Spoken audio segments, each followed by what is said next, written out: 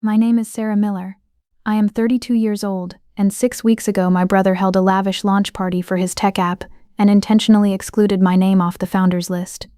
I still baked them a 3-tier cake. I still paid the $1,200 catering bill. I still smiled for the cameras. And then my grandpa George FaceTimed me from his office and said 10 words that ended my silence. Pack a bag, come to my lawyer's office, block him now. What was inside the brown accordion folder on his mahogany table is the reason I am telling you this now. It is the reason I drove through the Chicago rain that Friday night. It is the reason the dining room of my bakery, 42 days later, was the coldest room I have ever stood in. Let me show you. Drop a comment when something hits you and be sure to subscribe. Now let me take you back to a damp Thursday in November 2023, to a crowded event hall in downtown Chicago, and the exact moment I realized I was never a partner, just a stepping stone. Growing up in a brick duplex in Naperville, there were 2 kids in the Miller house, but only one who was allowed to dream big. My older brother Marcus was the golden boy.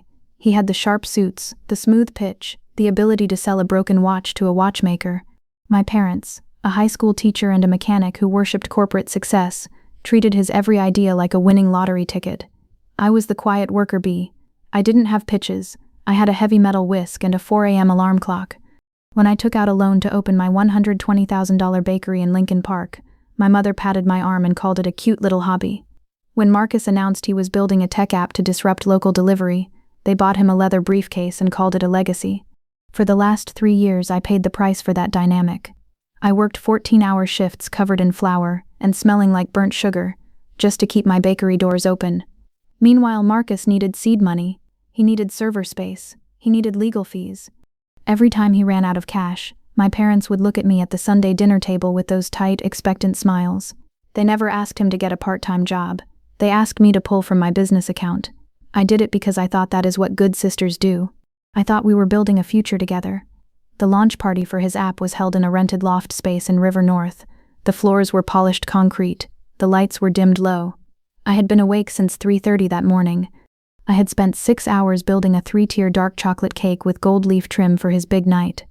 I drove it downtown myself in the back of my Honda Civic, taking the corners at 5 miles an hour so the icing would not crack.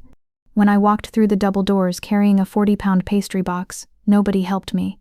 Marcus was by the bar in a tailored blue suit, laughing with 2 guys wearing expensive watches. I set the cake up on the dessert table. My lower back throbbed. A woman with a clipboard and a headset walked up to me before I even had a chance to wipe my hands. She was the building's catering coordinator. "Excuse me," she said. "Marcus told me the bakery girl is covering the final invoice for the hot appetizers. We need payment before we pass the trays." She handed me a printed bill, $1,200. I looked across the room at my brother. He was posing for a photographer, holding up a glass of champagne. My parents were standing right next to him, beaming with pride. I pulled out my Chase debit card, the one tied directly to my bakery's emergency repair fund, and I tapped it on her little screen. It beeped approved. I smiled for the cameras when they pointed my way. I clapped when Marcus gave his speech. I played the part perfectly. Around 8:30 p.m., my feet were going numb in my boots. I walked down a quiet hallway toward the coat room just to sit down for 5 minutes. There was a tall glass table near the bathroom doors. On it sat a stack of thick, glossy folders. Investor Media Kits, the label read. I picked one up. I flipped it open. The pages smelled like fresh printer ink. I turned to the 3rd page, titled Meet the Founders. There were 3 large photos. Marcus was in the center. To his left was his college roommate, Dave. To his right was a guy named Brent, who I knew had only joined the project 3 weeks ago. I read the text below the photos. Initial capital and seed funding, 100% bootstrapped by Marcus Miller through personal savings. My name was not on the page. My bakery was not mentioned. The tens of thousands of dollars I had quietly transferred to him, the late nights, the $1,200 I had just paid for his shrimp cocktails 40 minutes ago, none of it existed in this glossy folder. I was completely erased. I did not scream. I did not throw the folder. I just closed it. I held it in my flour-dusted hands and felt a cold, hard knot form in my stomach. I walked back into the main room. I found Marcus standing by the coat check, checking his phone. "Marcus?" I said. He looked up. "Hey, great cake, sis. People loved it." "I just read the media kit." He blinked. His thumb stopped scrolling. "Oh, yeah. My name isn't on the founders list. My financial contributions aren't listed anywhere." My mother suddenly appeared from the hallway, holding her coat.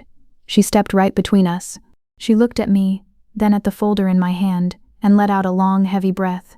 "Honey, your father and we know how you get about fancy business terms," she said, her voice dripping with that soft, performative sympathy she always used when she was pushing me back into my box. "And this is a tech platform. Investors want to see tech guys. We just thought." "What did you think?" I asked quietly. She exhaled again. "I thought it would look unprofessional," my mother said. It was the exhale of a woman who had already practiced this excuse in the mirror. "Having a retail baker listed next to software engineers. It dilutes the brand, sweetie. Investors want to see tech people. We didn't want to confuse them." I closed my eyes for a second. I had heard different versions of this my whole life.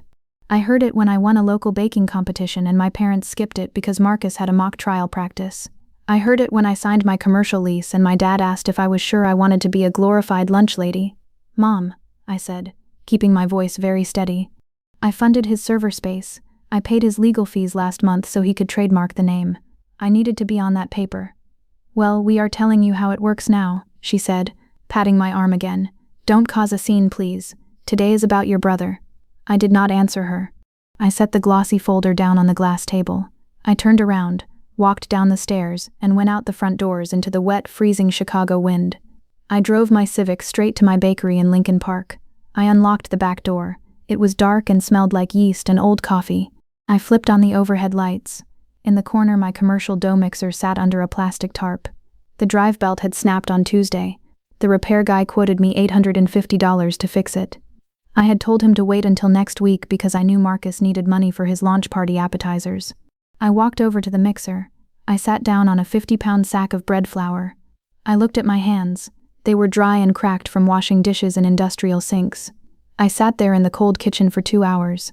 That was the problem with being the quiet, reliable sister. You spend your whole life making sure everyone else's cake rises, and you never look at your own empty oven.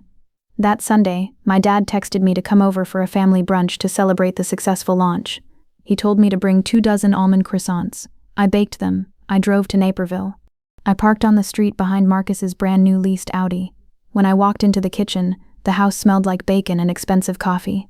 Marcus was sitting at the dining table, showing my dad something on a brand new $1,300 iPad Pro. "You look exhausted, kiddo," my dad said when I put the pastry box on the counter. "You're working too hard for pennies. You should ask your brother for some business tips."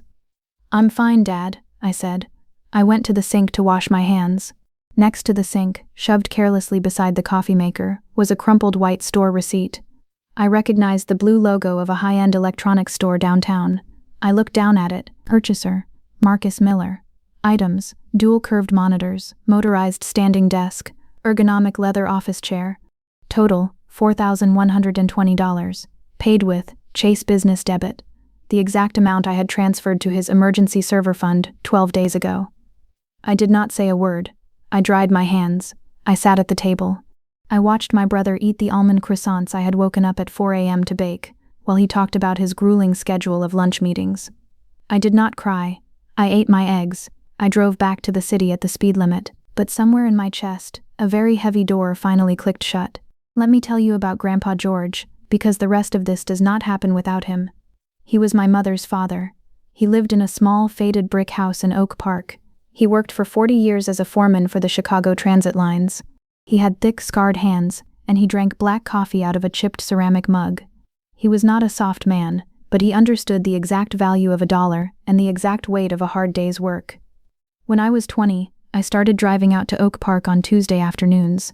His health was failing, a bad heart valve that kept him tired. My parents rarely visited because Grandpa George didn't care about fancy titles or stock portfolios, which meant my parents found him boring. I would sit on his porch, bring him day-old sourdough, and balance his monthly checkbook for him because his eyesight was going bad. He used to point a thick finger at my ledger and say, "Numbers don't care about your feelings, kid. They tell you exactly who a person is." If you have ever skipped meals to keep your own dreams afloat while watching your family spend your money on leather office chairs and luxury cars, I want you to stay right here. There is a reckoning coming. Drop a comment if you have ever found a receipt that broke your heart, and hit subscribe. When my grandmother passed away in 2018, my parents had swooped in to manage the funeral arrangements. I was 23, deep in culinary school. I trusted them to handle Grandpa George's affairs fairly. That was my mistake. The call came exactly 42 days after Marcus's launch party. It was a rainy Friday evening, 6:45 p.m. I was scrubbing the display case glass with a rag. My phone buzzed on the counter. A FaceTime request from Grandpa George. I wiped my hands on my apron and answered with a big smile, because I always tried to look upbeat for him. "Hey, Grandpa," I said cheerfully. He didn't say hello. He was sitting in a high-backed leather chair. The background wasn't his faded living room in Oak Park. It looked like a very expensive, wood-paneled office. "Listen to me closely," he said. His voice was raspy, but harder than I had heard it in years. "Grandpa, where are you? Are you okay?" "I am fine. Pack a bag right now. Come to the 18th floor of the Prudential building downtown. It's a law office. Leave your laptop at home, and block your brother's number immediately." The screen went black. I stared at my own reflection in the phone glass for maybe 10 seconds. The smell of scorched sugar from the display case suddenly made my stomach turn. Outside, the Chicago rain was hitting the bakery window hard, blurring the streetlights on Lincoln Avenue. I did not text my mother. I did not text Marcus. I opened my phone settings, went to my brother's contact, and tapped block caller. Then I took off my flour-stained apron. I turned off the overhead lights. I locked the deadbolt at exactly 6:49 p.m. The drive downtown took 40 minutes in the rain. Traffic on Michigan Avenue was crawling. The heater in my Civic was broken on the passenger side, and I shivered in my damp jacket. I did not listen to music. I just listened to the rhythmic squeak of my worn windshield wipers. I spent the drive running through every terrible scenario. A stroke, a heart attack, a sudden foreclosure on his Oak Park house. I never once considered that the emergency had anything to do with me, because I was the workhorse. I was the one who fixed the emergencies. I did not have them. I pulled into the underground parking garage of the Prudential building at 7:35 p.m. I took the elevator to the 18th floor. The heavy glass doors read, "Sterling and Hayes Corporate Law." The receptionist was already gone for the night. I walked into the quiet, carpeted lobby. A tall man in a crisp gray suit stepped out of a corner office. He looked to be in his late 50s, carrying a yellow legal pad. "Sarah?" he asked. "Yes, I'm looking for George. I'm Arthur Sterling. I'm your grandfather's attorney. He is waiting for you in the boardroom." I followed him down a long hallway lined with abstract paintings. He opened a heavy oak door. Grandpa George was sitting at the end of a massive mahogany conference table. He looked completely out of place in his faded flannel shirt and work boots, surrounded by expensive leather chairs and city skyline views. But his posture was perfectly straight. He did not smile when I walked in. He did not offer a hug. "Sit down, kid," he said, pointing to the chair directly across from him. I sat down. My hands were shaking slightly from the cold rain. Mr. Sterling sat at the head of the table. He placed a thick brown accordion folder directly in the center of the polished wood. "Grandpa, what is going on? Are you sick?" I asked, gripping the edge of the table. "My heart is ticking just fine," Grandpa George said, his voice flat and hard.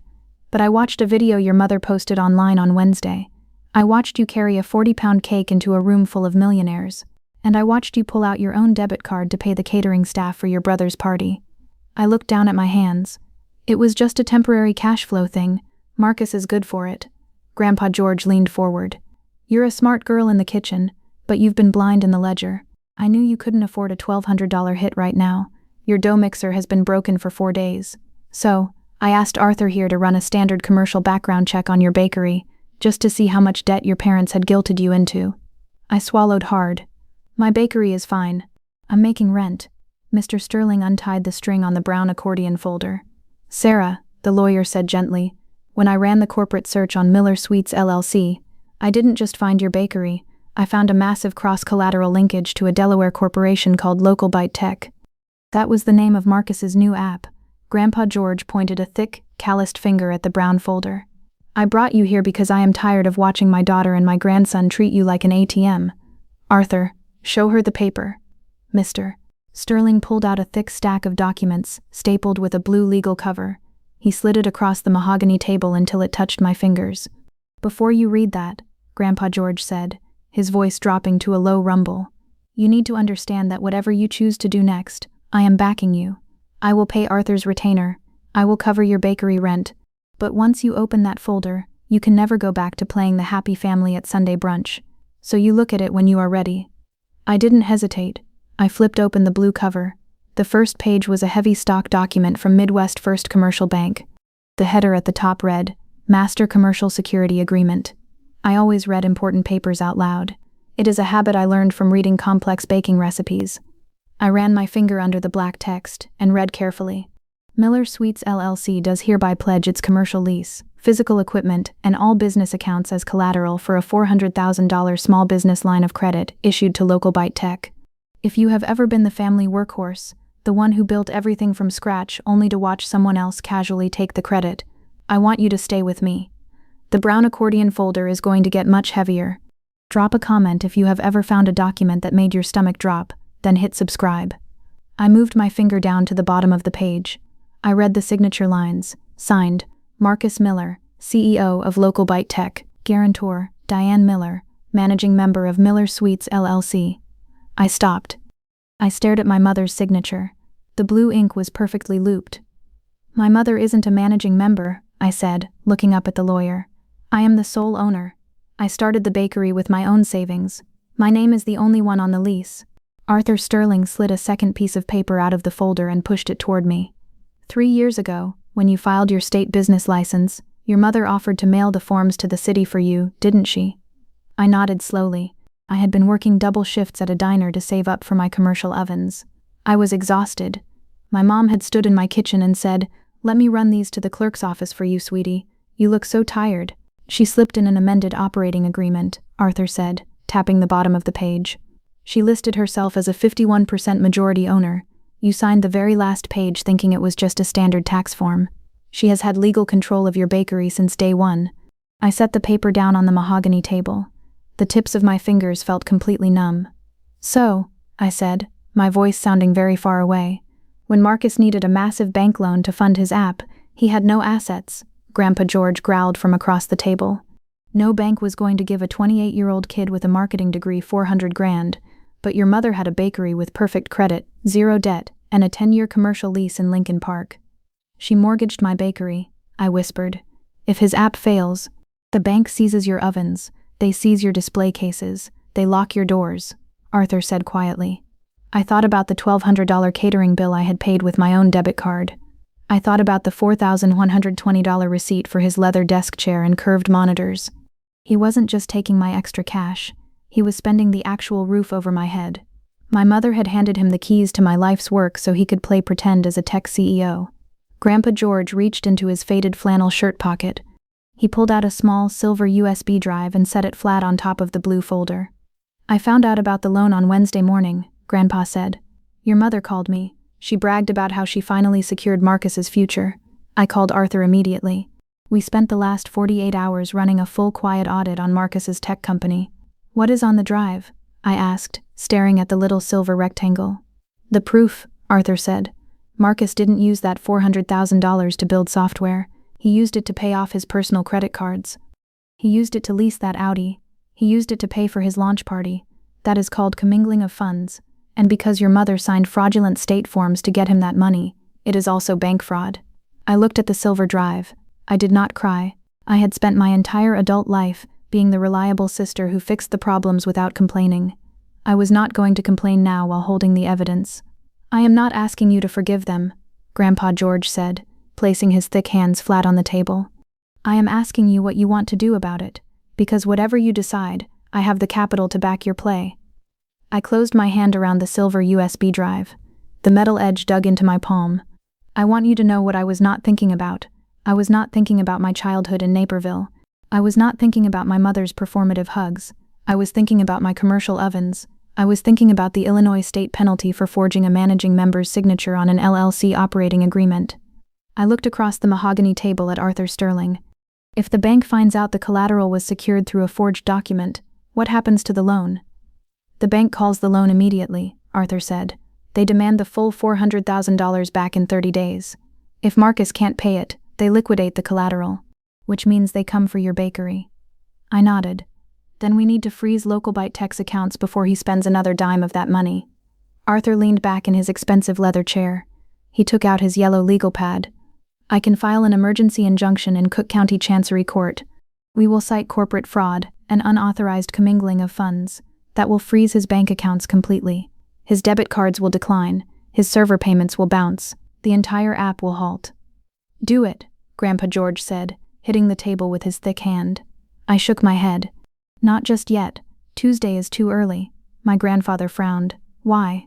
Because next Saturday is the local Byte Tech Investor Showcase, I said, keeping my voice completely flat. My mother volunteered my bakery as the venue. She told me it would be good exposure for me to provide free pastries and coffee for Marcus's potential new investors. They are bringing 20 people into my kitchen at 2 o'clock in the afternoon. Arthur stopped writing.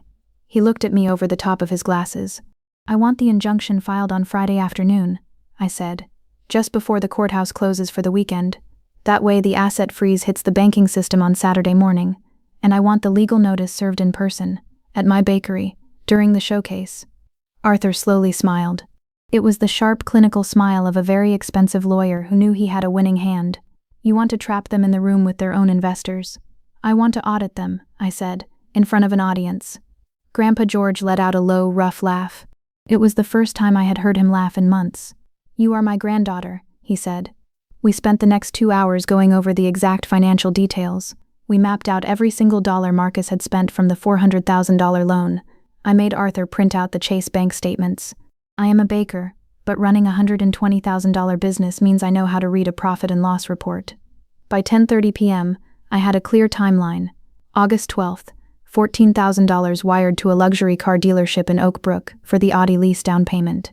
September 5th, $22,000 wired to a personal credit card to clear Marcus's old college debt. October 1st, $8,500 for marketing expenses that matched exactly with a VIP trip to Las Vegas. Out of $400,000, Marcus had only spent $40,000 on actual software development. The rest was funding a lifestyle he had not earned, backed by a building I scrubbed on my hands and knees every single night. I left the Prudential building at 11:15 p.m. Arthur walked me to the elevator. He handed me a fresh, unmarked white envelope. Inside are the drafts for the injunction and the new LLC paperwork to protect your personal savings. Review them this weekend. And Sarah? I turned around. Do exactly what your mother expects you to do this week. Bake the bread. Fix the mixer. Do not change your routine. The trap only works if the mouse thinks it's just another piece of cheese. I took the elevator down to the parking garage. The rain had stopped, leaving the Chicago streets slick and black. I drove back to my apartment in Lincoln Park. I did not turn on the TV. I set the silver USB drive and the white envelope on my kitchen counter. I set my alarm for 3:30 a.m. The next 7 days were methodical. I woke up in the dark. I went to the bakery. I paid the repair guy the $850 in cash to fix the commercial dough mixer. I did not complain about it. On Wednesday, my mother texted me. Hey, sweetie, so excited for Saturday. Marcus has 3 major venture capitalists coming. Remember, we need the display cases spotless, and please wear the nice black apron, not the flowery one. Love you. I read the text while standing next to my hot ovens. I did not reply for 20 minutes. If you reply instantly, you look eager. If you don't reply at all, you look angry. I typed back. Ovens are running perfectly. Display cases will be spotless. See you Saturday. On Thursday evening, I drove to a high-end stationery store in the Loop. I walked up to the counter.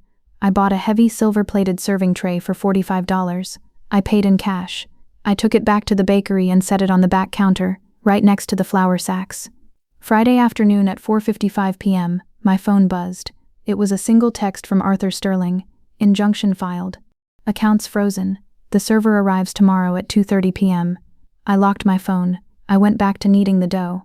Saturday morning, I arrived at the bakery at 3:30 a.m. I turned on the commercial ovens. The kitchen smelled like warm yeast and roasted espresso beans. I did not feel tired. I felt wide awake.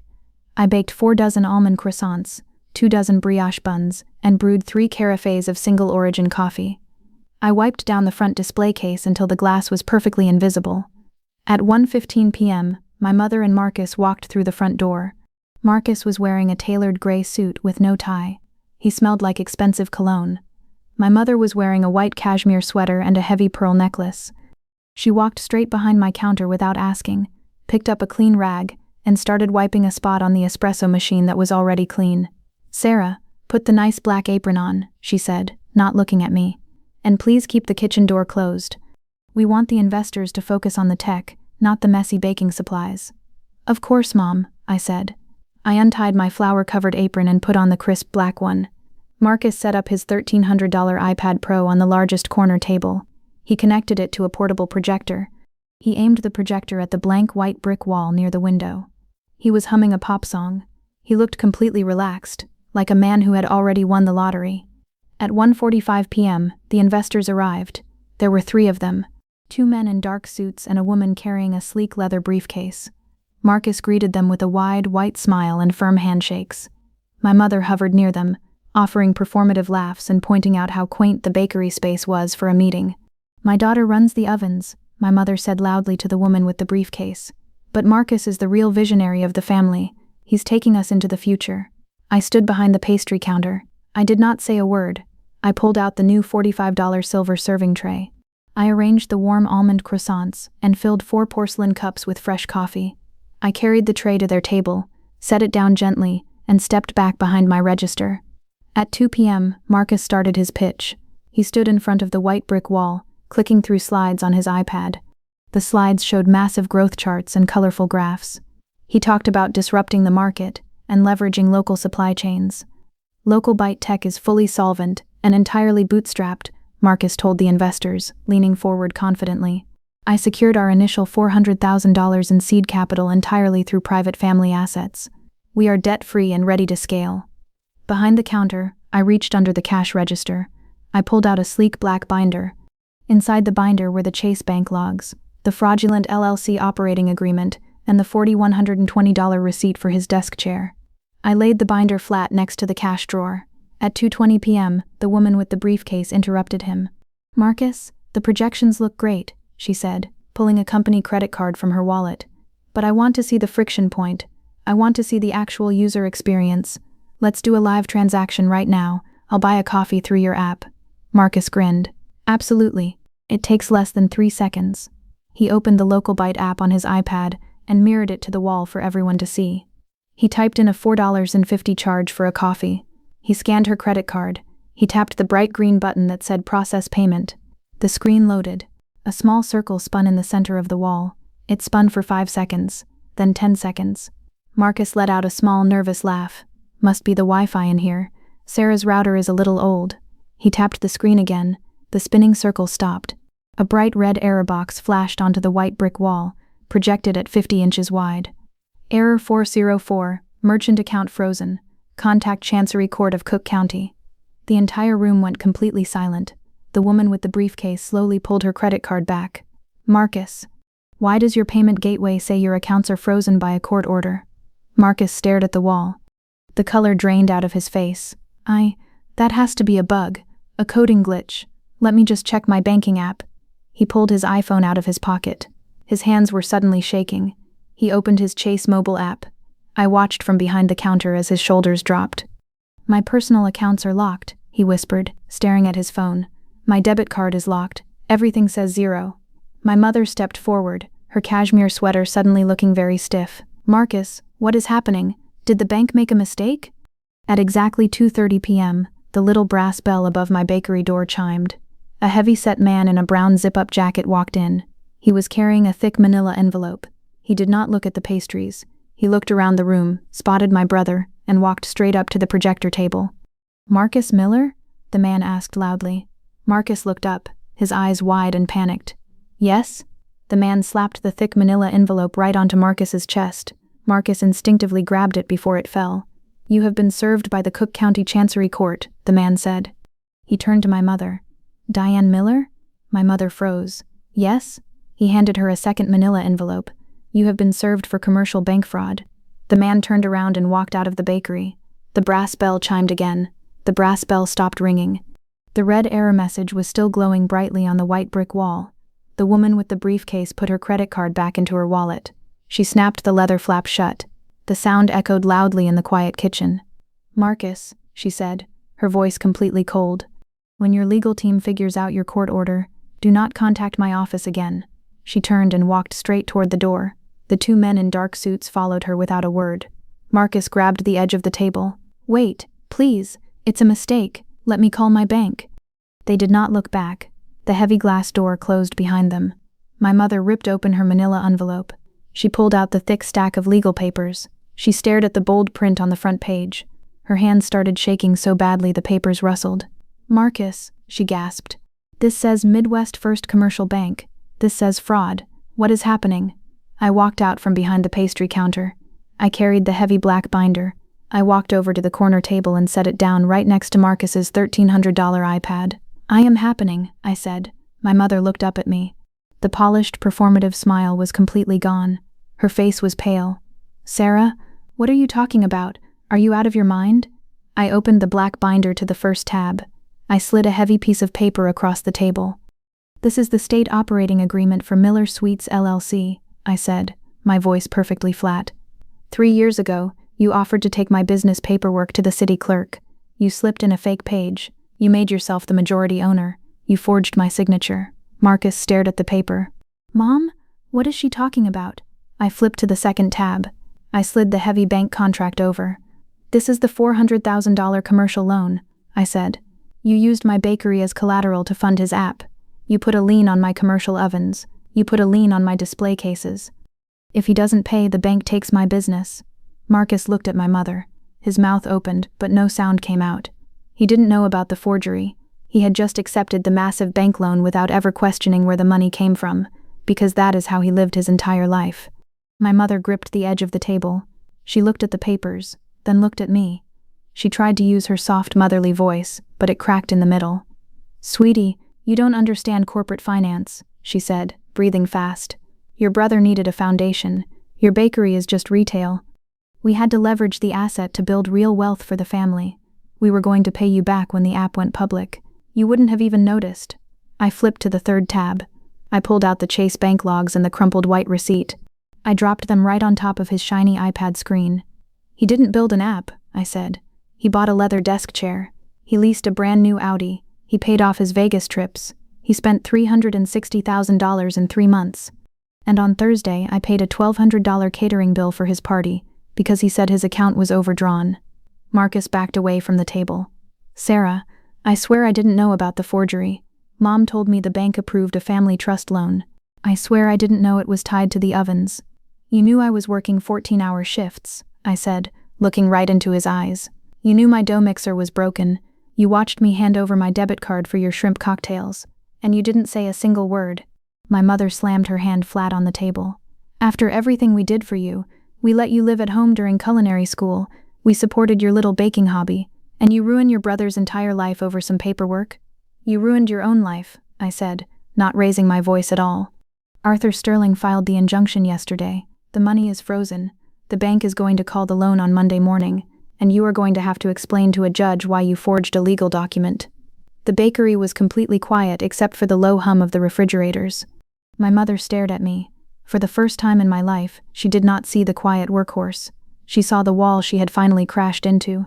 She reached out and tried to grab the black binder off the table. I placed my hand firmly over it and pulled it back toward me. "Those are copies," I said calmly. "The originals are locked in a vault at the Prudential Building. Arthur Sterling has already submitted the digital scans to the Cook County prosecutor." My mother pulled her hand back like the binder was on fire. She looked around the empty bakery. The investors were gone. The red error message on the wall had timed out, leaving only a blank glowing blue square. Marcus was frantically shoving his $1,300 iPad and the portable projector into his leather messenger bag. His breathing was shallow and fast. He zipped the bag, grabbed his coat, and looked at his phone screen one more time. "Mom," he said, his voice cracking, "my Chase app just logged me out. It says the account is suspended pending legal review. I can't even pay the parking garage fee down the street." He looked at me. It was the same helpless, expectant look he had given me since we were kids. The look that meant fix this for me. "Sarah, it's $35 to get the Audi out of the lot," he said. "Can you just give me $35 in cash from the register, just to get home?" I looked at the cash drawer, then I looked at my brother. "You have a $4,000 desk at home," I said. "Call a cab, tell them you'll trade a curved monitor for the fare." My mother wrapped her white cashmere sweater tighter around her shoulders. Her face was flushed dark red. She walked right up to the pastry counter. "You are going to regret this," she hissed, her voice shaking with a very cold, pure anger. "When your father finds out what you've done to your brother's future, you are never coming to our house again. You are not part of this family." I picked up the $45 silver serving tray. It was still full of the warm almond croissants I had baked at 4 in the morning. I was never part of the family, Mom, I said. I was just the bank, and the bank is permanently closed. I held her gaze. I did not blink. I did not apologize. For 30 seconds, the only sound in the room was the heavy hum of the commercial dough mixer in the back kitchen. Finally, she turned around. She pushed the heavy glass door open and walked out into the cold Chicago afternoon. Marcus followed right behind her, his heavy leather bag hitting his hip as he basically ran down the sidewalk. I watched them walk away until they turned the corner onto Lincoln Avenue. I walked over to the front door. I turned the deadbolt until it clicked. I reached up and flipped the open sign to closed. Then I walked back to the corner table.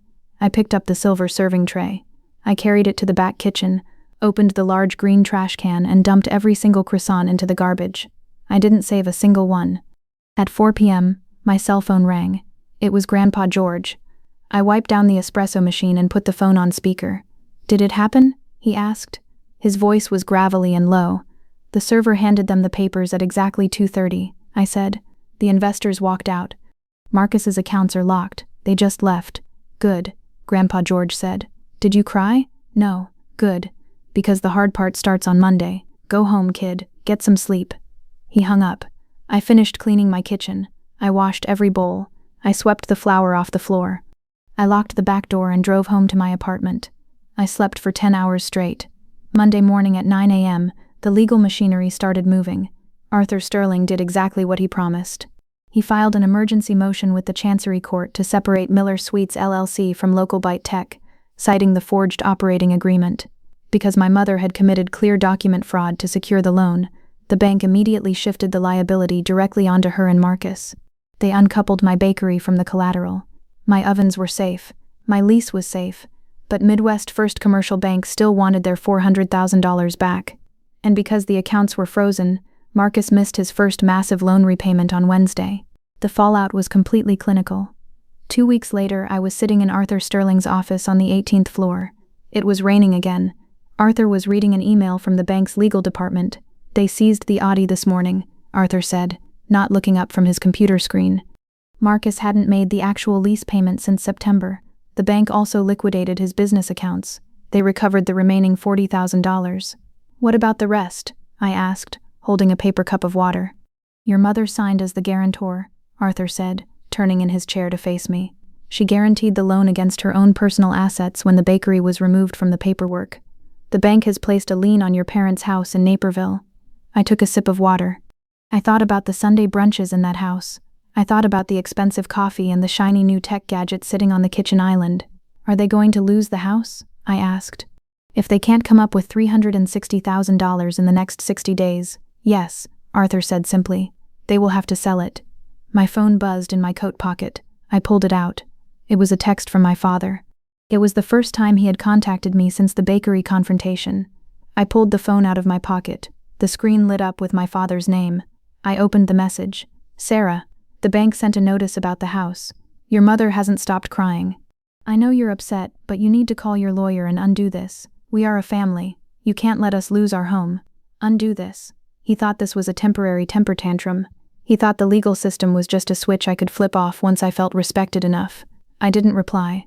I pressed the power button, making the screen go black, and put the phone back in my pocket. I looked at Arthur across the polished desk. "My dad wants me to undo it," I said. Arthur took his glasses off and set them next to his keyboard. "The bank is the primary plaintiff now, Sarah. You just provided the forensic evidence. Even if you wanted to stop it, you couldn't. The state of Illinois does not ignore forged commercial bank documents just because someone says sorry in a text message." I left the law office at noon. I went back to Lincoln Park. I opened my bakery for the afternoon rush. I did not text my father back. 4 days later, on a Tuesday at 4:15 p.m., the little brass bell above my door chimed. My father walked in. He was wearing his heavy winter coat. He looked 10 years older than he had at the brunch 3 weeks ago. He didn't look at the pastry case. He walked straight up to the counter. The bakery was empty except for a college student reading in the corner with headphones on. "Sarah," my dad said. His voice was tired. "Hi, Dad." He put his hands on the glass counter. "Your mother is packing boxes.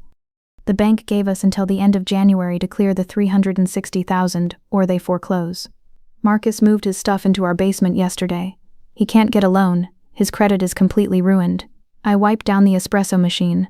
"I know." Sarah, listen to me, he said, leaning closer so the student wouldn't hear. I know your mother messed up the paperwork. She was just trying to help your brother get a head start. But you own this bakery free and clear now. It's an asset. If you go to Chase Bank tomorrow, you could take out a commercial equity loan against the business, just enough to clear the house lien. We will pay the monthly installments, I promise you. I stopped wiping the machine. I laid the damp rag on the counter. I looked at the man who had raised me. He wasn't yelling, he wasn't demanding, he was begging. But underneath the begging, he was still doing the exact same thing he had done my entire life. He was asking the quiet workhorse to pull the wagon so the golden boy could ride in the back. Dad, I said, keeping my voice completely even. Do you know what the monthly payment is on a $360,000 commercial loan at an 8% interest rate? He blinked. We would cover it. It is $2,642 a month, I said, reciting the exact math I had run in my head 100 times over the last 3 years. For 15 years, I sell croissants for $4.50. I would have to sell 587 extra croissants every single month just to pay for a loan that Marcus stole. You're my daughter, he said, his voice dropping to a harsh whisper. You're going to let us lose our home over pastries? No, I said, looking right into his eyes. You lost your home over a $4,000 leather desk chair and a fake tech app. I'm just the person refusing to buy it back for you. My father stared at me. He opened his mouth, but he didn't have a business pitch to fix this. He didn't have a clever excuse. He just looked at the heavy commercial ovens behind me, the ones my mother had tried to steal, and realized they were legally locked away from him forever. He turned around and walked out the door. He didn't say goodbye. 6 weeks later, in the second week of January, a bright red for sale sign went up on the front lawn of the brick duplex in Naperville. I didn't drive by to see it. My cousin Emily texted me a picture of it on a Thursday morning.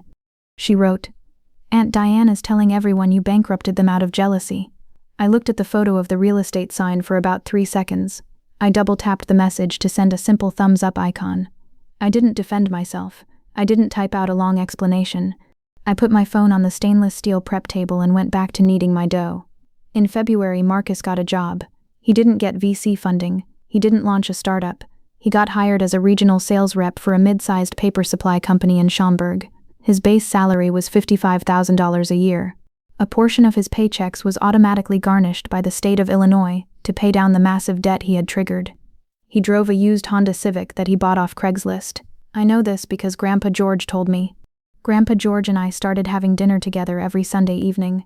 We didn't go to Naperville. We went to a quiet diner near his house in Oak Park. He always ordered the meatloaf. I always brought him a fresh loaf of sourdough from my morning bake. We didn't talk about my parents' new 2-bedroom leased apartment in Downers Grove. We didn't talk about Marcus's paper supply job. We talked about the Chicago Cubs. We talked about the weather. We talked about bread.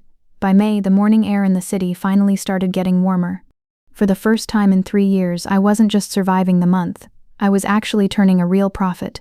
Without the constant quiet drain of funding my brother's emergencies, my business checking account grew. I paid Arthur Sterling his final legal invoice on a Tuesday. The bill was $6,450. I wrote the check with my own hand, from my own fully secured account, and it cleared the next day. It was the most satisfying check I have ever written. In late April, my mother sent me a birthday card. It arrived in a plain white envelope. Inside, the printed message said, "Happy birthday to a special daughter." Underneath, she had written in blue pen, "Hope your little shop is doing well. Love, Mom." She didn't include a return address. She didn't apologize. She just wanted to remind me that she still viewed my life's work as a little shop. I read the card once while standing by the cash register. I didn't feel angry. I didn't feel a sudden urge to call her and argue. I just felt completely empty, which is exactly how a closed bank account is supposed to feel. I walked into the back kitchen and dropped the card straight into the green trash can. I didn't look at it again. Marcus never reached out. I heard through my cousin Emily that he had blocked me on all his social media accounts. I didn't care. I was too busy learning how to sleep through the night without waking up in a panic about my equipment failing. The first week of June, I paid $1,800 in cash for a second refrigerated pastry case. I hired a part-time college student named Chloe to help me run the front counter on the busy weekends. My commercial dough mixer hummed perfectly every morning at 4 a.m. On a bright Sunday afternoon, exactly 6 months after the law office meeting, Grandpa George walked into the bakery. He didn't use a cane, but he walked a little slower these days. He wore his usual faded flannel shirt and his heavy work boots. The brass bell chimed. He walked straight past the new pastry case and sat at the corner table, the exact same table where Marcus had set up his projector. I wiped my hands on my clean black apron. I poured him a mug of dark roast coffee and put a warm apple fritter on a small ceramic plate. I carried it over and sat down across from him. He took a slow sip of the black coffee. He looked around the bright, clean room. He watched a young couple laughing by the window. Then he looked at me with those hard, tired eyes. "You did good, kid," he said, his voice a low rumble. "You built a solid foundation, and nobody gets to stand on it but you." I smiled. A real smile. Not the tight, performative smile I used to wear for my parents' dinner parties. It was the smile of a woman who finally owned her own life. Being the quiet workhorse is a trap. People will convince you that carrying their weight is your purpose in life. They will call you reliable when what they really mean is profitable. They will expect you to stay in the background, covered in flour, while they stand in the spotlight spending your money.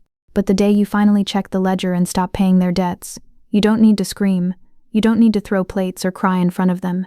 You just have to slide a black binder across a table, show them the receipts, and let the math do the talking. That was my final audit. A forged operating agreement. A frozen bank account.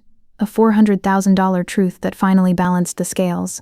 If you have ever been the quiet backbone of your family, the one who worked in the shadows while others stood in the spotlight, I see you.